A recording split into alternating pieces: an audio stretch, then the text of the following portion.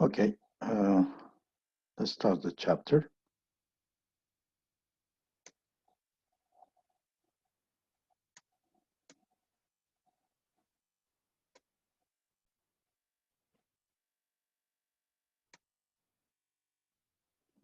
Okay, in chapter 6, we'll be talking about database and information management. And basically, what we are looking to learn in this chapter is the fact that um, what are the what are the problem of managing data resources in a traditional file environment, and how are they solved by a database management system?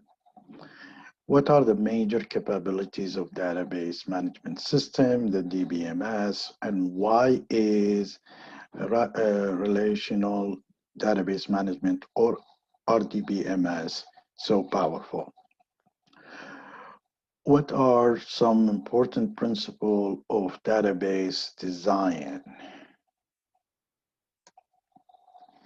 And also we will be talking about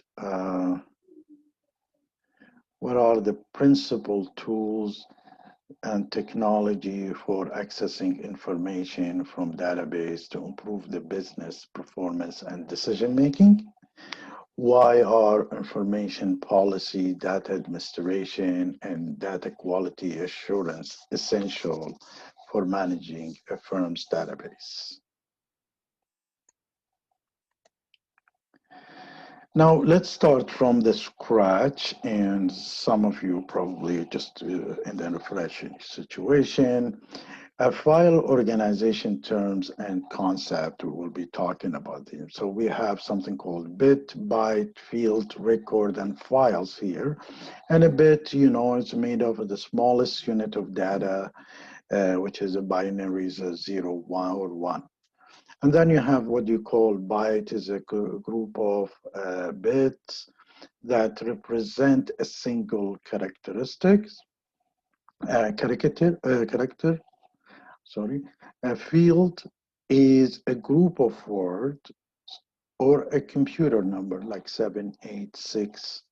And then you have the record, which is a group of related fields with each other. And then you have the bigger one, which is the file as a group of record of same types. Then we get on a bigger sense, which is a database, which is a group of related files. And then with the database, you have what you call entity, which is an entity made of a person, a place, thing, event about which information is maintained. And then you have what you call the attribute, which is a description of particular entities. So you give an attribute to a person, a place, things, and event. And what's running the database is, guiding the database is a key field, identify a field used to retrieve, update, or sort of record data. That's what we see as end users, possibly.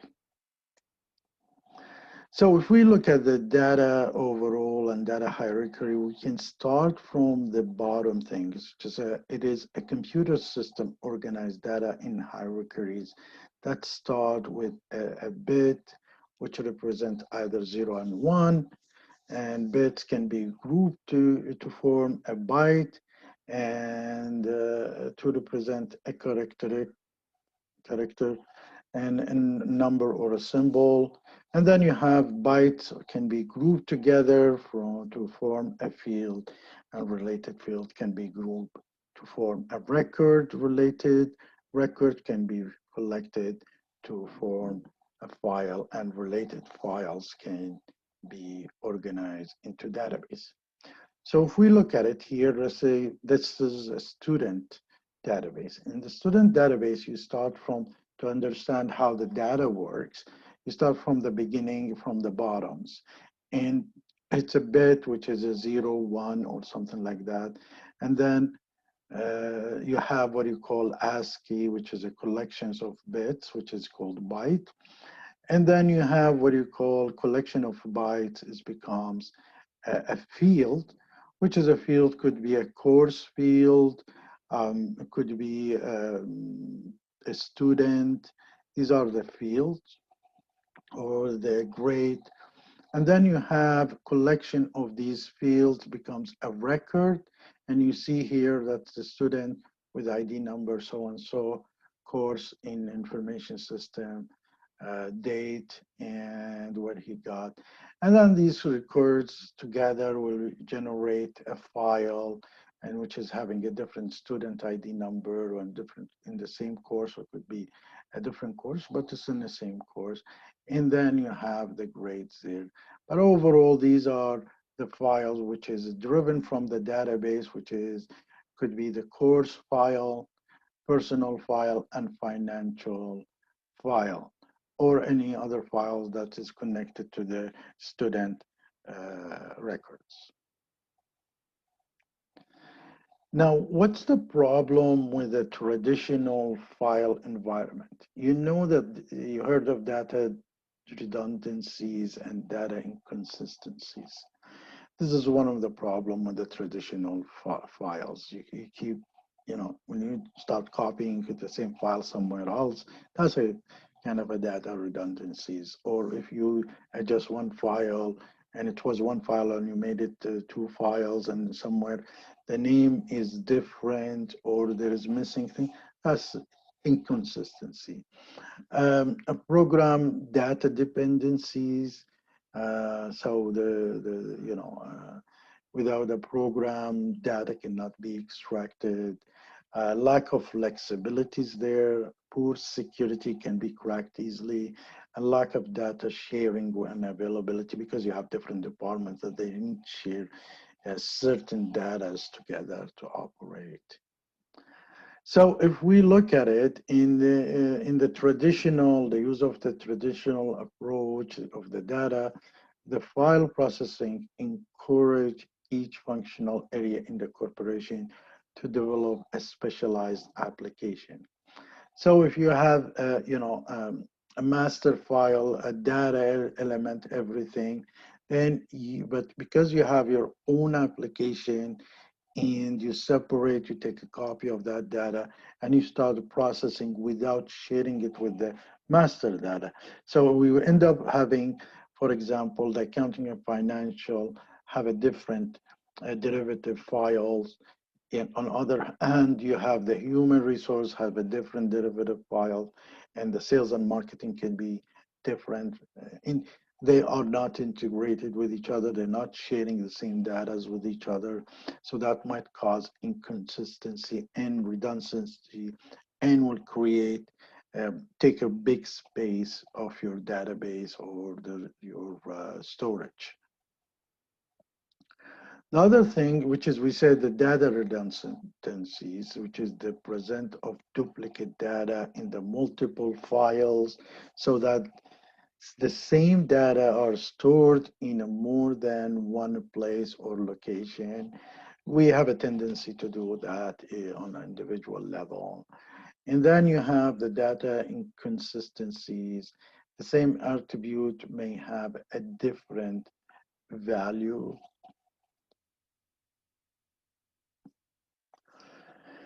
And third thing is the data, the coupling of the data stored in the files and in a specific program required to update and maintain those files such that the changes in a program require changes in data. Whenever you change the program, you end up changing the data there because you're entering and you're extracting and you're adding the data. So these changing is required to synchronize it with all the applications across the company, and that might cause some, more processes taking a space, more space is needed. So these are all issues caused by the coupling of the data stored. A traditional file can deliver routine schedule report by extensive programming. In the old days, used to put an extensive programming just to extract certain reports. And, but in the same time, it does not, you set up your reports and you just, the programmer set up the report, but it doesn't give the customized or the ad hoc report that later on might be the end user needs.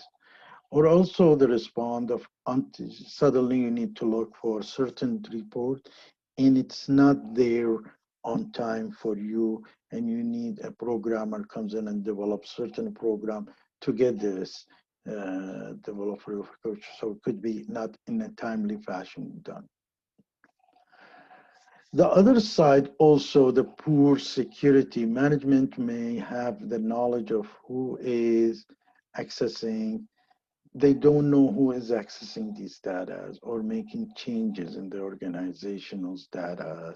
So you're having a different people have access to the data that makes it poor access security. And one of the ways of hackers very succeeded is through people passing this information to them, or having a poor security setup, so they can track it and find out how to access to that data. The other thing is we noticed that in the traditional finance environment, we do have a lack of data and availability, lack of data sharing and availability. Information cannot flow freely across the different, as we said, functional area or different part of the organization, because each one will take a mirror of data, store it in their data, and they start um, altering theirs according to the working demand, and the other department would not have access to that, and that might be double work or even losing these important data. So the database approach to the data management is what you call the DBMS, or data management system. It's we need to see how DBMS solves this problem, the problems of traditional file environment. We also will be looking at the RDBMS, or Relational Database Management System.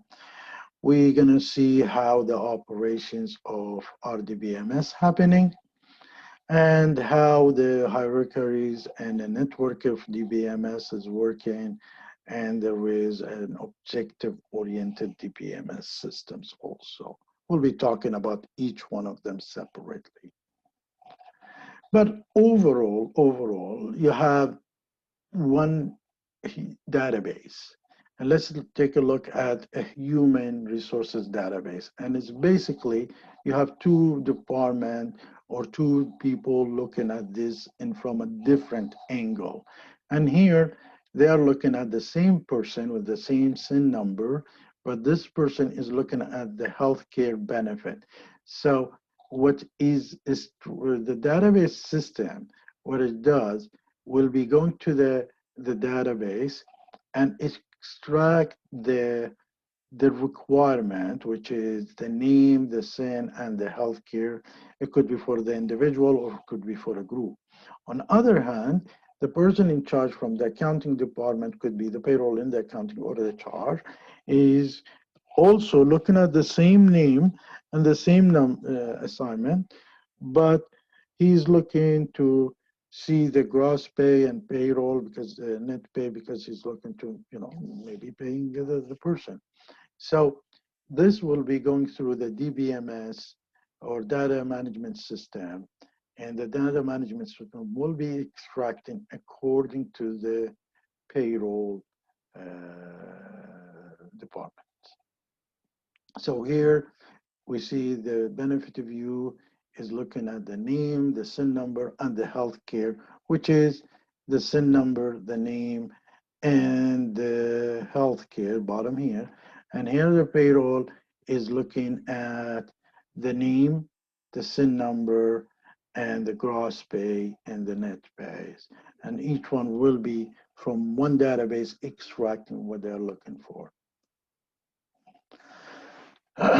Now, in the case of RDBMS or relational database is represent a two-dimension tables called relation. So two dimension, there is two fields and they are connected to each other. Our two datas in a relation. So it's represent as a two-dimensional table called relations. Now, relates data across the table based on a common data element. So there is a common data involved in a different cross, and you did probably do this cross puzzles or something, and you have a one letter crossing this and cross.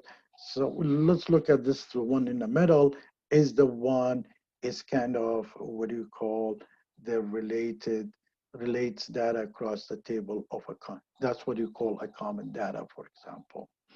And best example we is the on a simpler level is the access.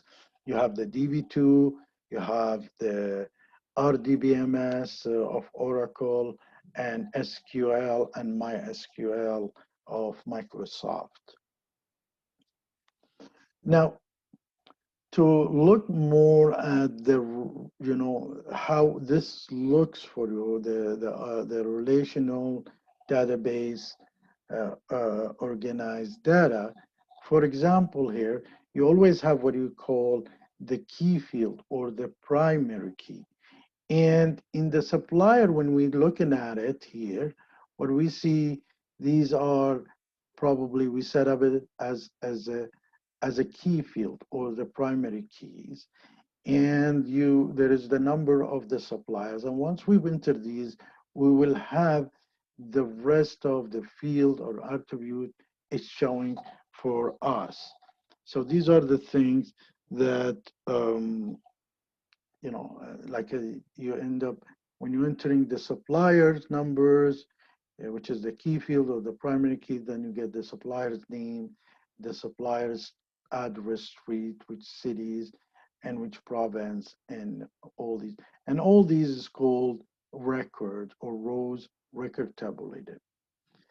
Then when you look at, for example, a primary key or a key field, a primary key is maybe the part numbers that you want to look at. And the part number, will be extracted utilizing also the foreign key. You can utilize the foreign keys to arrange this data, or you can go with the primary key.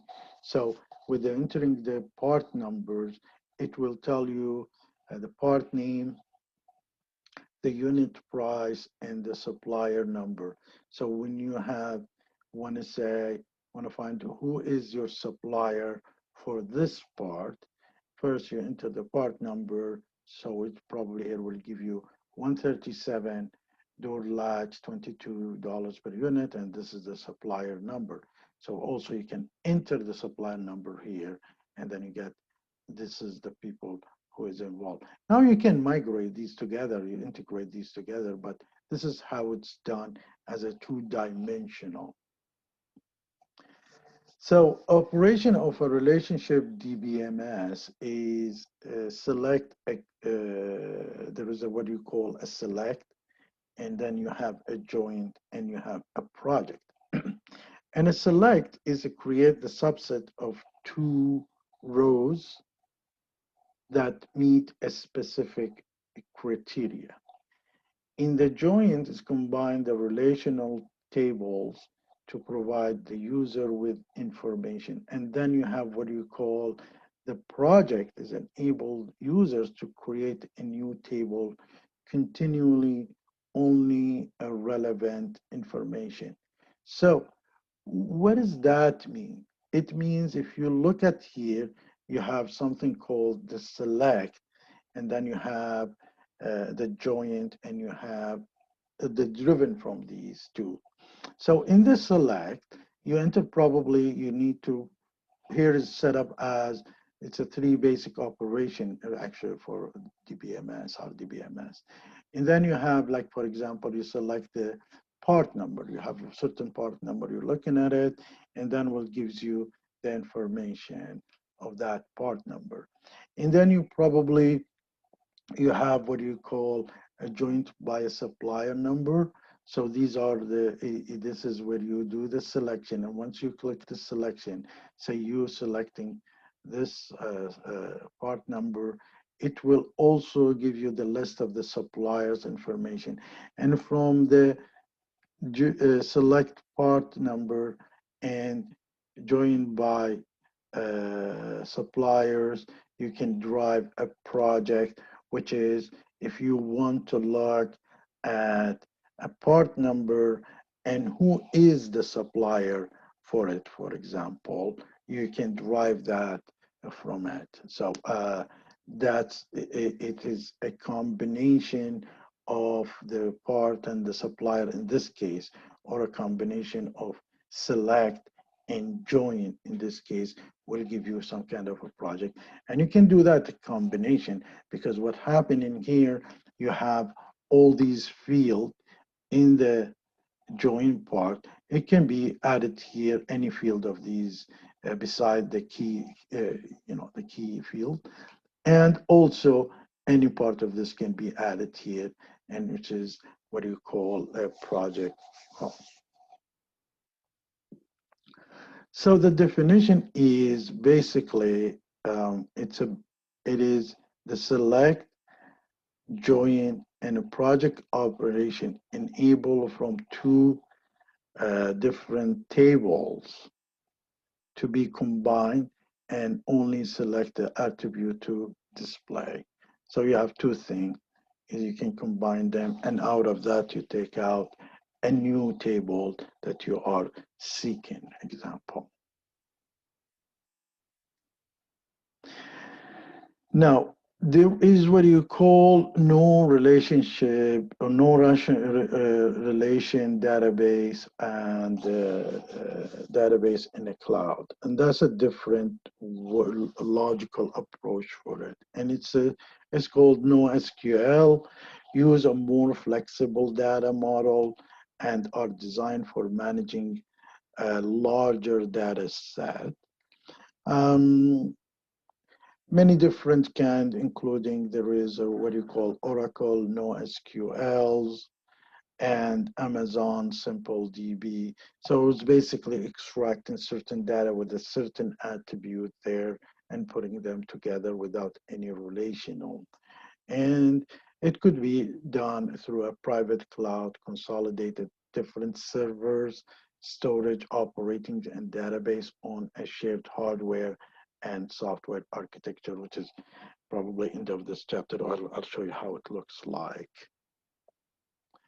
Now, one of the capabilities why we need, for example, a DBMS, and we notice that the data warehouse and then or the data center and then the separated application called DBMS, and there is an extra application called RDBMS, for example, and then you get the application or people who are extracting these data.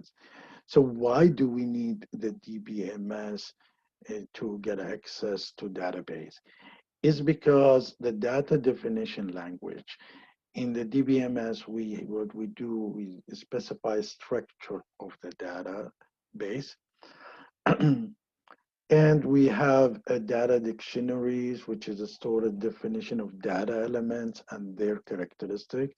So if you are entering, for example, a word instead of numbers, that probably will be rejected. And so we can also use the database, the DBMS, to do a querying and reporting. Crystal reporting is one of them, Crystal, very famous one. But what you do, the querying and reporting is the data manipulation language, and you do a structured query language, which is SQL. Here, when you look at a simple Microsoft Access, where you have a data dictionary capabilities that display the information about, the size, the format, and the other characteristics of each field of database. So it looks like this in general, and usually the key field you will have on here, you will have the key field indicating which supplier number it is the key field. So you have to enter the supplier number in order to extract the data accordingly. So the display here is the information maintained by supplier table. And this is what we said is the key, uh, the key icon that you see here is, left on the supplier number. This here, doesn't, okay. Here is indicate the key field. So sometimes this doesn't show up. One of the way in excess of the queries is, you enter the queries and then you drive the information. So you enter the part plus the, and the suppliers, and then we tell you these parts are, which parts are covered by the same supplier, for example, in a grouping areas. But before you do this, you need to design the database. So the database has a different type of designing. There is one called a conceptual designing as abstract model of database from a business perspective. Then you have the detailed description of business information.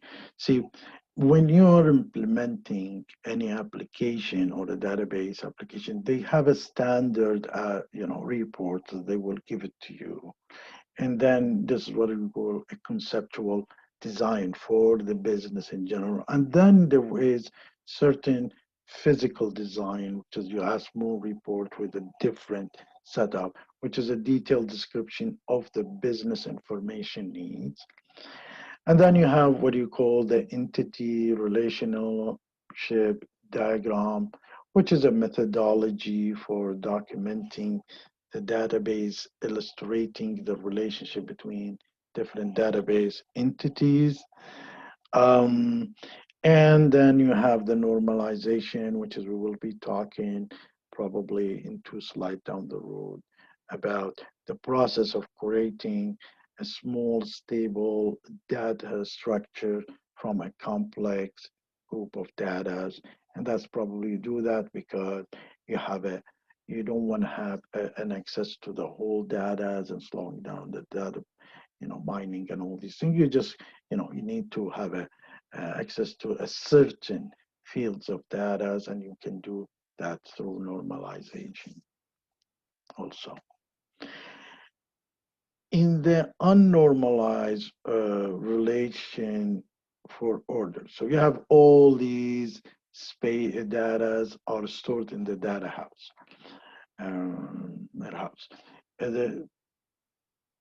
Before the normalization, you have order numbers, you have the order database, you have the what you call part number, a part name, a unit price. You could be having a part quantity, a supplier PC, a supplier city, a province. They are all, a field of data, and they are unnormalized relation contain repeating groups. So for example, there can be many parts and suppliers for each order. So you want to order one, and there's so many suppliers, or it could be many parts within the orders. So there is only one-to-one, as we saw it is corresponding, and it's not normalizing, not segmenting these data in a way according to the business requirement. So to do normalization, so what do you have? You have what you call, let's assume you have the parts, and the parts is got certain information, certain data is there. We need to get the part number and the part name and unit price and supplier number. Here we selected that the key part is the part number is the key in this field. And then we also utilizing the part number to be, connected. We have what you call the part number is the key in the order number, or you can call the part number is the foreigner key and the primary key is the order number here probably. And then you have the part quantity, which is new line item, talks about the new line item. And then you have also set up in a way you want to see the supplier number. Who is your supplier in this list? So you enter the number for the supplier and see what he's supplying you. And we said he could be supplying so many things, or he could be supplying one thing, and you have so many suppliers. So there is two options. One option is many suppliers and one product, or one supplier, many products, which is made of many units. So you have the supplier here, which is supplier number is selected as the key number in the supplier field. And when you're entering the key number, you will get all the information about suppliers. And then eventually the key number is the order number, which is, here's what you do, a normalized table, which is you take the order number, which is the order number set up from, say, line item, and uh, and you got the order date is taken from different field, and it's a, after normalization, the original relation order has been broken down into four smaller relationship, and instead of all of them into bigger relationship, they want to see what kind of things you search for, so they break it down into smaller relationship. And this is the job of database engineer or database manager. The relation order is left with only, for example, two attributes, and the relation line items has combined algorithm. And then instead, in other words, instead of when you are looking for an order number, you download, you look at all these part of it, you look into order number and order date. Is kind of a certain relationship is happening there. In the case of in other words, the entity relation diagram, here what you're looking at is really is how these are connected with each other and managed with each other when you're digging. For example, here you see, I'm looking at the supplier. I'm looking for the supplier who provide this part. So this part can be provided by different supplier, or one supplier can provide these numbers of the part. Okay, I'm looking at this part who made up these islands, line items, sorry. Or you probably want to look at the fact that you want to see the order that you made, which is belong to which line of items, which is part of which orders. It depends how you break down these requirement of information that you are seeking and into extracting the data. But it all has a logical approach. For example, you are looking for a certain suppliers who is providing this parts, or vice versa, you are looking for this part and who is supplying that part.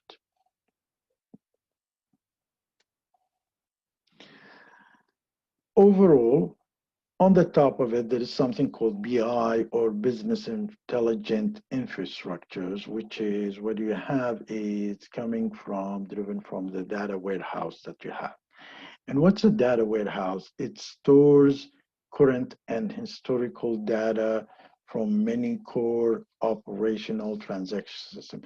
So whatever is, you're entering from your applications, data's information gets extracted and goes to the data warehouse. And then it consolidates and standardize for the use of enterprise, puts it together, consolidate them together from different data, from different application, but they cannot be altered within the data warehouse. Once it's gone there, you cannot alter it unless you have an authorization for that. And usually the data warehouse system will provide, you can get the queries from that analysis and reporting.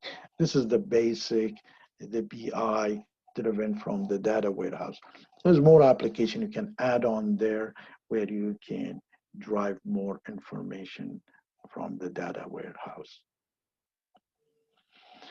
Now, this term is used, loosely, and but overall, data marks, all this data engineering, data marks, all these things are used loosely, and sometimes you think it's, they are almost, there is lots of a mutual concept between them.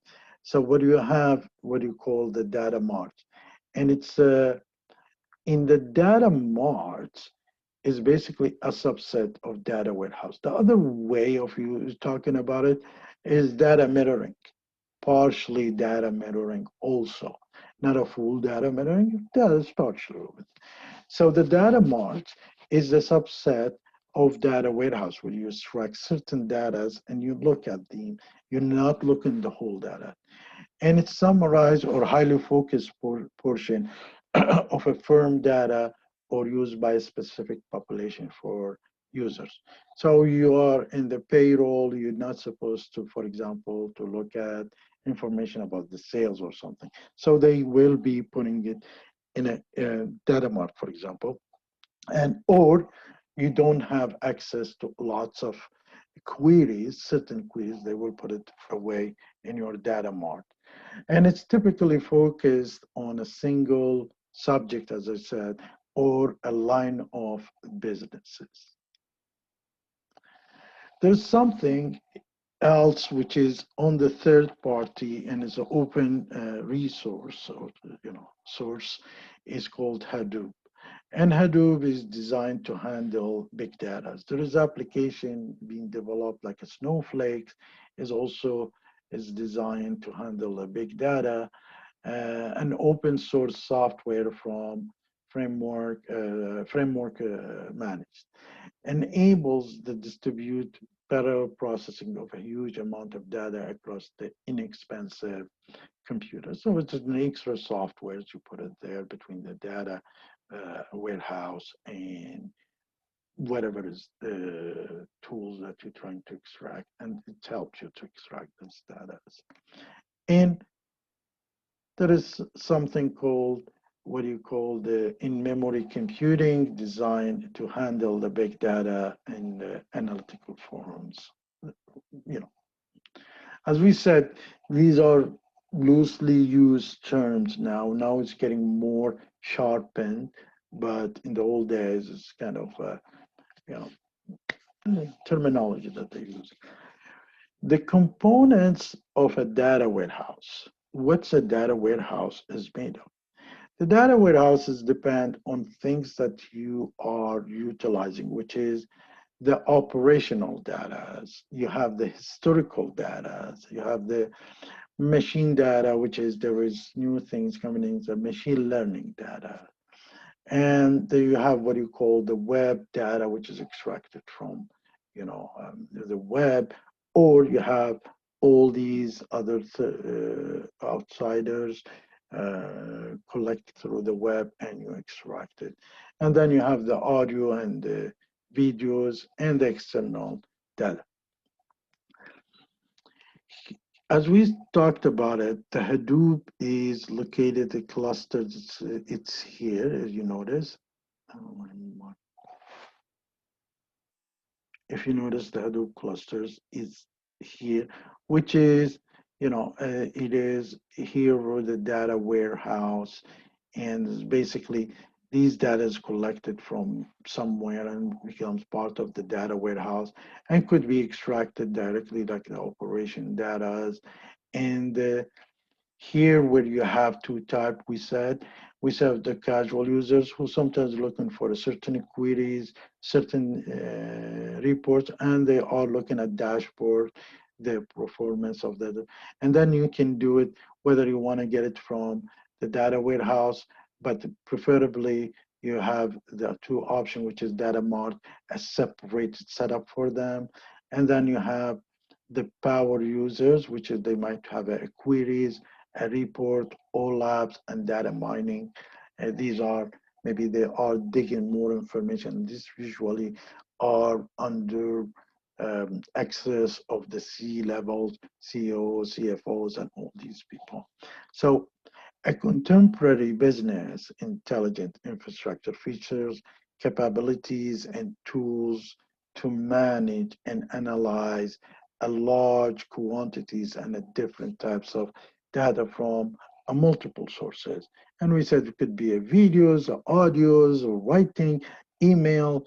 Um, these are all data and easy to use queries and reporting tool for a casual business users, and more sophisticated analytical tools for the power users are included.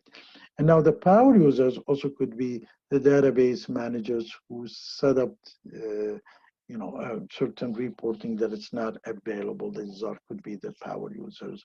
There's now a new application that you can add on that can automatically, first of all, you can set it up very easily and start extracting new data or keep updating your queries or reports. And also there's an applications who can, you put a certain form into the application, and the application will read the relations between them and start generating reports for you. For example, you might enter two, three, say up to seven certain forms where you're looking at people with the high risk of defaulting in payments in this area. And you put five, six forms like that, and the storage machine starts reading it, and then it create kind of a relationship data and start, it's called machine learning process. Now, there is tools for the business intelligent, tools for consolidating, analyzing, and providing access to a vast amount of database to help users make a better business decision. Now, the BI could be centralized or decentralized. BMW, which is we will be talking maybe if we have time in the future, how they use a centralized CRM and BI.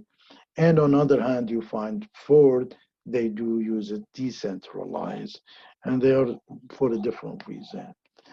In BMW, they even centralize the retailers, the distributors for their cars, the agents also. And then there is also tools include the softwares for database queries and reporting, which we said like a crystal reporting. And you have what you call the online processing or the online analytical processing, which is OLAP, and the data mining, which is we will be looking at more details about data mining if we have on the video. But when you're talking about a multi-dimension, we have the binaries, we said the two-dimensional, and we have what you call the multi-dimensional data model.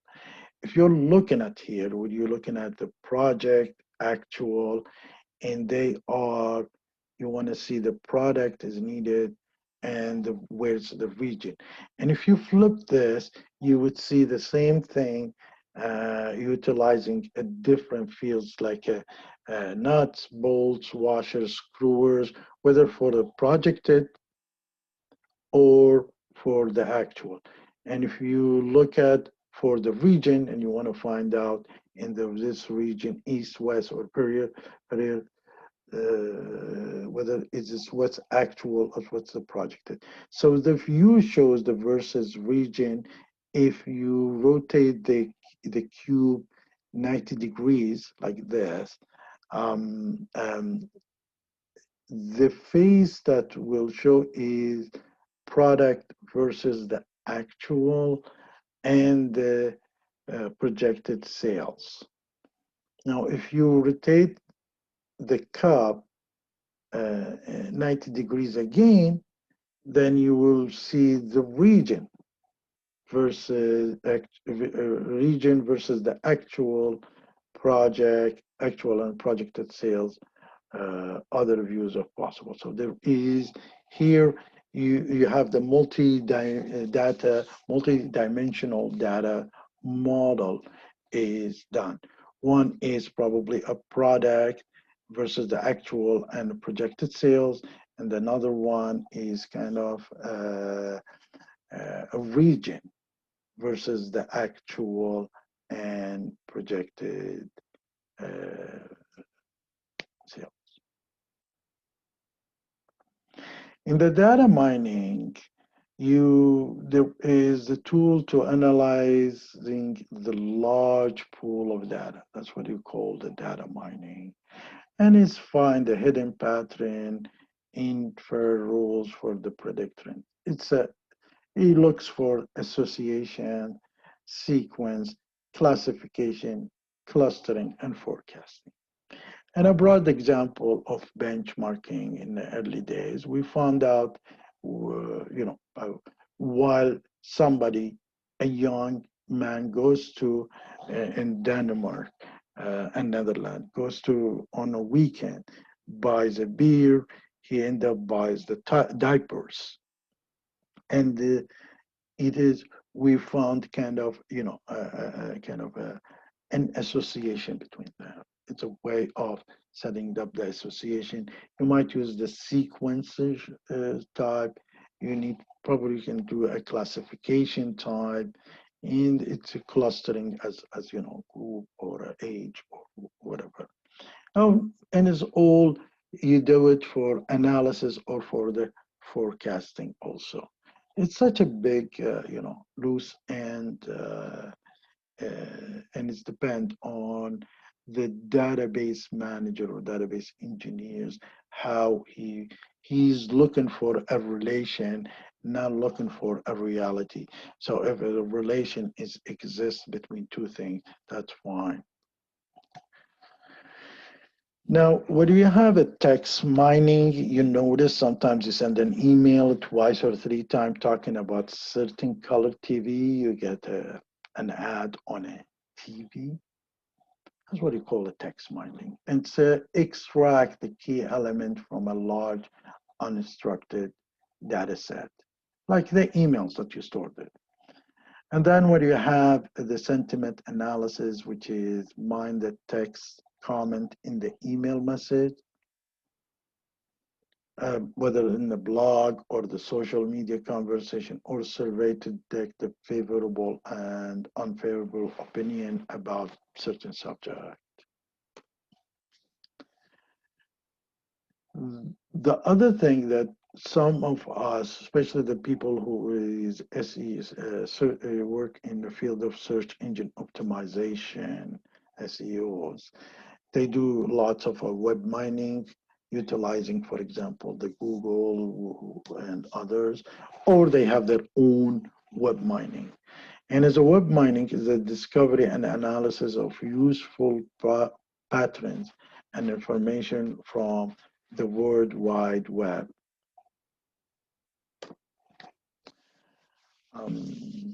There is a company very famous for that. They are searching on a constant base of people who are trying to have an interest in a certain field, and they will extract who is that person who is searching that field and who is his co-workers and what their position, and then when they will send it to the the concerned paid company. In the database and in the web, many companies use the web to make some internal database available to the customers or partners, and Google does that for you for Google Analytics. Typical configuration include web servers, application servers. You have the middleware, you have the CGI scripts that utilize, and you have what you call the database server hosting, or hosting the DBM. And the advantage of the using the webs for the database access is usually it's easy of the use browser softwares. You've seen, some of you have seen how the database managers are extracting data. It is not very attractive for the end users. So there is a web which makes it easy to extract and easier to search for your data. It prompts you with these information to enter sometimes, and then you set up your queries and get it. So it's easy for the use of a web browser software. Web interface require a few or new changes or no changes to the database. And it's inexpensive to add web interface to the system. And it basically looks like this. You have the database here residing. And then you have the certain database server who extract these data and as a DBMS in a way. And then you have the application server and the web. So you are, as here, you extract it through the internet to the web servers and then to the application servers from database. So use access to an organization internal database through the web using the desktop PCs and the web browser softwares. What you have is how do we manage these old data? We have to have some rules and regulations for that. So establishing an information policies is like a specific, the organization's rules for sharing, disseminating, acquiring, and standardizing, classifying, and inventorying information. So they want to make sure that not everybody enters any data, nobody enter, even if he's allowed to enter data, not any data he can enter, or if it's the data is an incomplete, should be not prompted to be stored. All these process, it is kind of information policies. And data administration is responsible for a specific policies and procedures through which the data is managed. Usually they do that, which is we call a data governance and a data administration. Now, ensuring data quality is that you need to do, as a database manager, you do a data quality audit. So it's a structured survey of the accuracies and completeness of data in an information system. You will be very surprised if you don't have the data quality audit or data cleansing.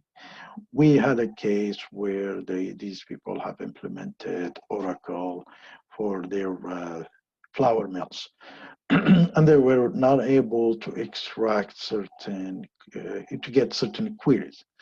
And then we had a difficulty to find out what's the reason. We spent over 2 days just looking, thinking that could be something wrong with the application. Then we thought maybe it's nothing wrong with the application, could be something wrong with the database, so we had to recall somebody in the database looking at field that it's missing in the database. We fix that and then start the application is running. So the data quality audit, the structured survey of the accuracy and the completeness of data in an information system. In data cleansing is consists of the activity for detecting and correcting data in an information system. That's a cleansing. You always make sure that the data is entered according to the standard you set it up. So nobody can enter numbers instead of a name or a history. And you notice that sometimes when you're filling up a form online, if it's something wrong, it will reject the application and ask you into the data. This is what you call like data cleansing governance. So this is the end of the chapter, and I'll see you.